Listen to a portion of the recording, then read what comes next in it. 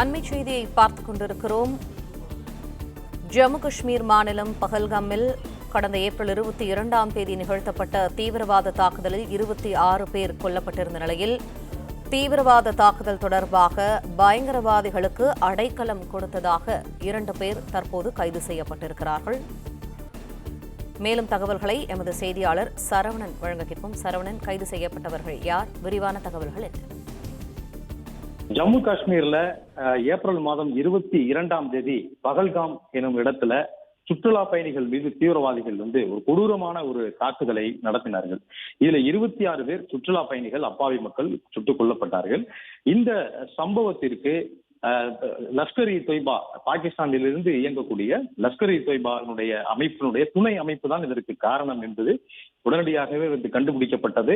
அது தீவிரவாத லஷ்கர் இ தொய்பா இதை ஒப்புக்கொள்ளவில்லை என்றாலும் அதற்கான ஆதாரங்கள் கிடைத்ததாக அந்த ஆதாரங்கள் முழுவதுமாகவே வெளியிடப்பட்டது. அது மட்டும் இல்லாமல் சுற்றுலா பயணிகள் மீது தாக்குதல் நடத்திய அந்த பயங்கரவாதிகளுடைய புகைப்படங்களும் கூட வெளியாகி தொடர்ந்து அவர்களை தேடி வருகிறார்கள். அது மட்டும் இல்லாமல் ஜம்மு காஷ்மீர் மாநிலம் முழுவதுமாகவே தொடர்ந்து இந்த பயங்கரவாத முகாம்கள், குறிப்பாக பயங்கரவாதிகள் இயங்கி வரக்கூடிய பகுதிகள், அவர்களுக்கு அடைக்கலம் கொடுத்தவர்கள், பயங்கரவாத அமைப்புகளோடு தொடர்பில் இருக்கக்கூடிய அந்த ஸ்லீப்பர் செல், இவர்களை எல்லாமே உடனடியாக கண்டுபிடித்து அவர்களுடைய வீடுகள் தரைமட்டமாக்கப்பட்டன. பலர் சுட்டுக் கொல்லப்பட்டார்கள், பலர் கைது செய்யப்பட்டார்கள். தொடர்ந்து அவர்களுடைய விசாரணை வளையத்திலும் இருக்கிறார்கள். அந்த விசாரணையின் தொடர்ச்சியாக தீவிரவாதிகளுக்கு அடைக்கலம் கொடுத்ததாக 2 பேர் தற்பொழுது கைது செய்யப்பட்டிருக்கிறார்கள்.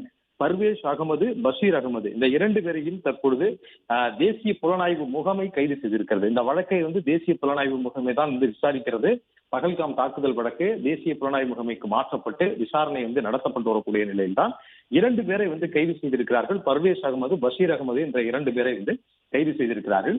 இவர்களிடம் தொடர்ந்து விசாரணை நடத்தப்பட்டு வருவதாக கூறப்படுகிறது. ஏற்கனவே இந்த பயங்கரவாத அமைப்பு, அதாவது லஷ்கர் இ தொய்பாவினுடைய இந்த துணை அமைப்பு, இவர்கள் தான் தொடர்பு இருக்கிறது என்பதையெல்லாம் உறுதி செய்யப்பட்டு அவர்கள் எப்படி பாகிஸ்தானில் இருந்து அதில் இருவர் எப்படி ஊடுருவி உள்ளே வந்தார்கள், இவர்களுக்கு அடைக்கலம் கொடுத்த நபர்கள் யார் என்பதையெல்லாம் தொடர்ந்து பல்வேறு விவரங்களை சேகரித்திருக்கிறார்கள். இவர்களுக்கு அடைக்கலம் கொடுத்த நபர்கள் இந்த பயங்கரவாத தாக்குதல் நடத்துவதற்கு முன்பாகவே அவர்கள் தலைமறைவாகி விட்டார்கள். பலர் பாகிஸ்தான் எல்லைக்குள் சென்றிருக்க கூடும் என்று நம்புகிறார்கள்.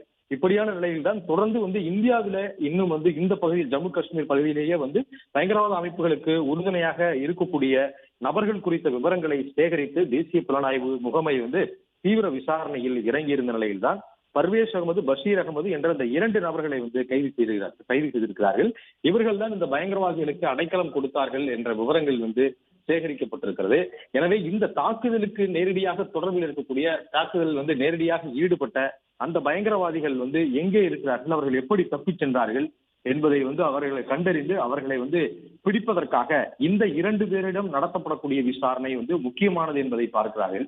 பயங்கரவாதிகள் பாகிஸ்தானில் இருந்தும் இங்கே ஊடுருவி இருந்த, ஜம்மு காஷ்மீர் பகுதியில ஊடுருவி இருந்த நபர்கள், இந்த பயங்கரவாதிகளுக்கு ஆதரவு கொடுத்தவர்கள், எப்படி இவர்கள் ஒரு செல்போன் தொடர்பு இல்லாமல் வேற எந்த வழியில அவர்கள் தொடர்பில் இருந்தார்கள், அவர்கள் தொடர்பு கொண்ட அந்த சாதனங்கள் என்ன, ஏற்கனவே சில சாதனங்களை எல்லாமே சந்தேக நபர்களை பிடிக்கும் பொழுது அவர்கள் வீடுகளில் இருந்தெல்லாம் எடுத்திருக்கிறார்கள். சிம் கார்டு பயன்படுத்தாமல் சில தொலைத்தொடர்பு சாதனங்களை அவர்கள் பயன்படுத்தியிருக்கிறார்கள். ஏற்கனவே சோதனை நடத்திய போது அவற்றை எல்லாம் கைப்பற்றியிருக்கிறார்கள்.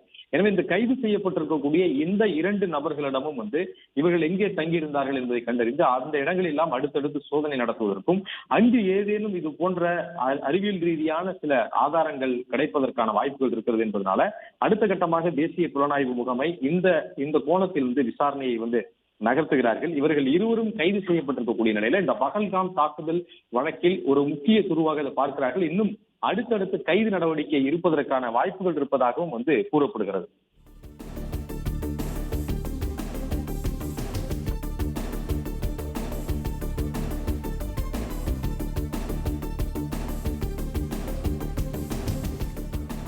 நன்றி சரவணன், விரிவான தகவல்களை வழங்கியமைக்கு. பிளே ஸ்டோர் மற்றும் ஆப் ஸ்டோரில் இருந்து பாலிமர் செயலியை QR கோடு மூலம் பதிவிறக்கம் செய்யுங்கள். செய்திகளை உடனுக்குடன் பெறுங்கள்.